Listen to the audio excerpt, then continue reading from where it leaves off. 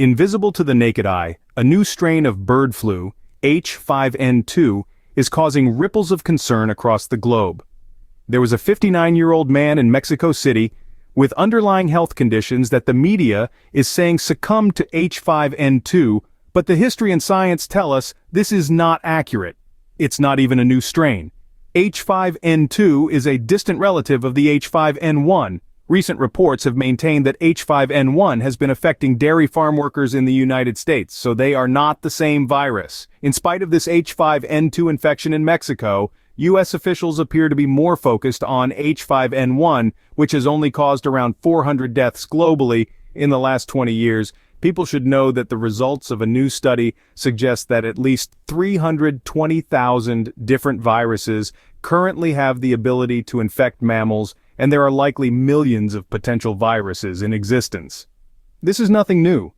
Man has lived with allergens for centuries, and allegedly our medical system is more sophisticated than ever. So we need to consider why we suddenly have such virulent strains of viruses.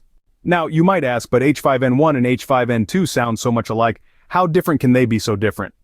The difference between H5N2 and H5N1 might seem insignificant considering their names, but in the world of virology, these differences can have profound implications, and the two viral strains are very different. Each strain has its unique characteristics, and understanding these differences is key to not being duped into taking unnecessary and unproven tests and treatments.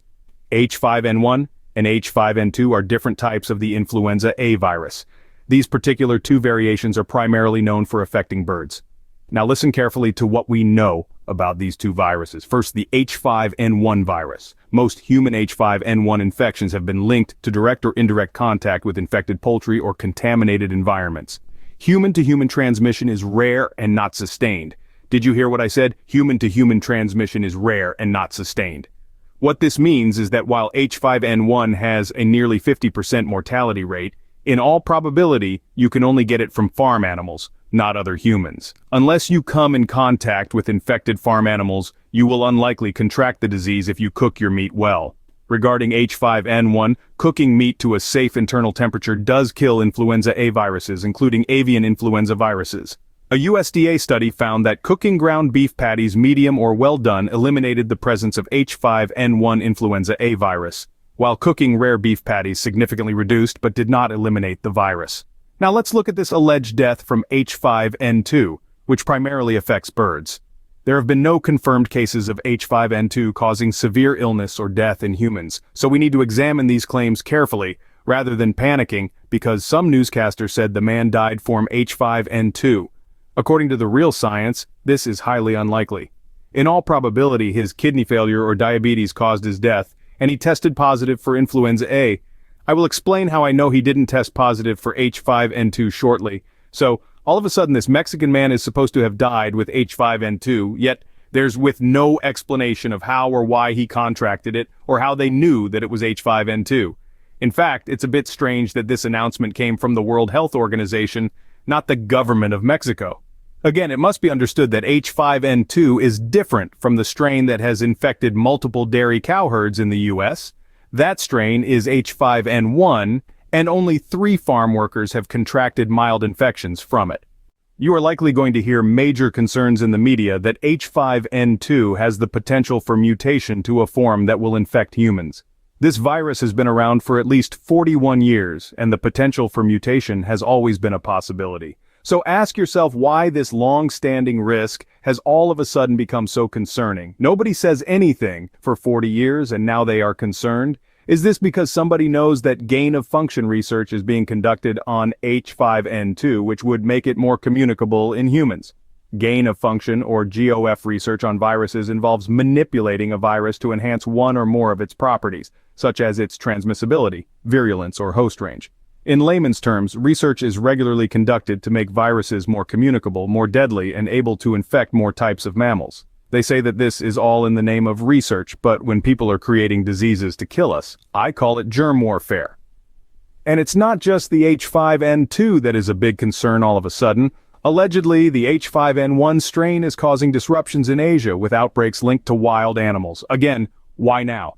The only thing I can think of for this great concern right now is knowledge of gain-of-function research. the same type that was vehemently denied and later admitted to regarding COVID-19.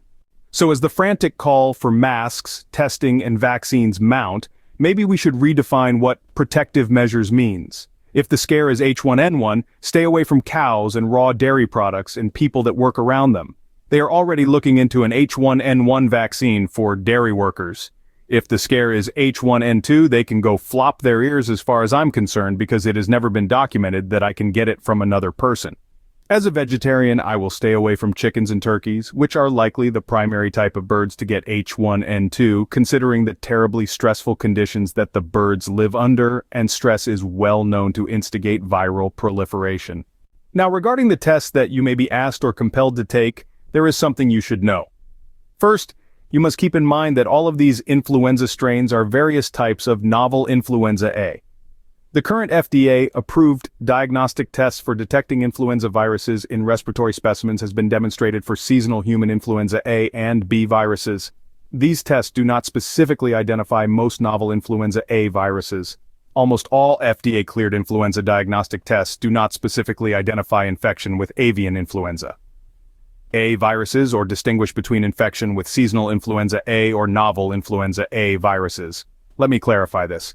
Just like with COVID-19, if you take a test for bird flu, you will be given a test that tells you one thing. If you test positive, it means that you have influenza A, which is the most common type of virus that causes the flu, and most people who get the flu are infected with influenza A, so all you will truly know is that you have the flu, not the exact type. This is diabolically ingenious if you want to cause a global pandemic scare.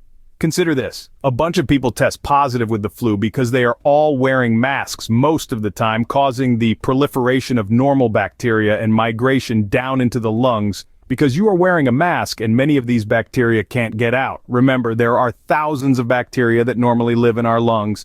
So then you go to a doctor or the hospital because you are so afraid of dying, and perhaps you do have pneumonia because the masks have caused these normal bacteria to overpopulate and move to your lungs. What does the hospital do? The protocol was to put you on a drug named remdesivir, which has a significant incidence of kidney damage and failure. You would also be put on a ventilator, which has a 40 to 50% chance that you will die. Now let's look at the facts on what would have happened if you didn't go to the hospital and chose to take care of the flu yourself. Common viral infections like influenza A generally resolve without medical intervention. It's estimated that around 70–90% of upper respiratory infections, which are commonly caused by viruses, resolve on their own within a week or two. Now, I'm not saying that nobody should ever go to the doctor for the flu. People who are immune compromised are at specifically high risks for enhanced viral infections and should take antibiotics to kill the infections. For many common viral infections, such as the common cold or influenza, symptoms typically start to improve within a few days and resolve completely within 7 to 10 days for most people.